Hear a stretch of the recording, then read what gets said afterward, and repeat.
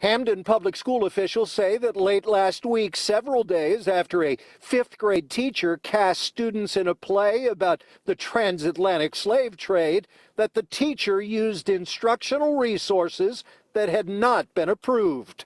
The scene starts with nameless slaves 1 and 2 getting pushed towards the ship. That couple's daughter was cast as one of the slaves. And a child is enacting the slave owner. The slave owner is instructed to crack a whip at her children and to make sure they were scared.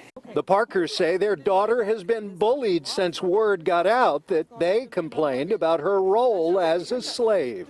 She was crying, she was upset because a couple kids came to her and said, "You got Miss Grabars fired.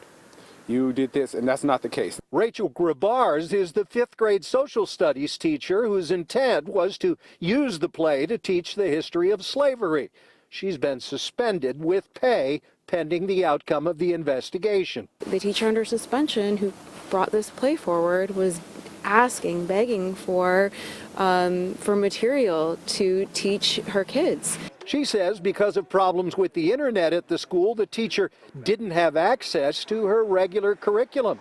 You do not do the slave reenactments. You do not do blackface. There's ways to teach slavery that's critical, that's empathetic, and where people can learn. In addition to being a Hamden parent, he's an associate professor of history at Connecticut College, and the school system has asked him for his insight. We can sit down, look at the curriculum. I'm also part of the statewide measure to include more African American Latinx history, so there's an effort.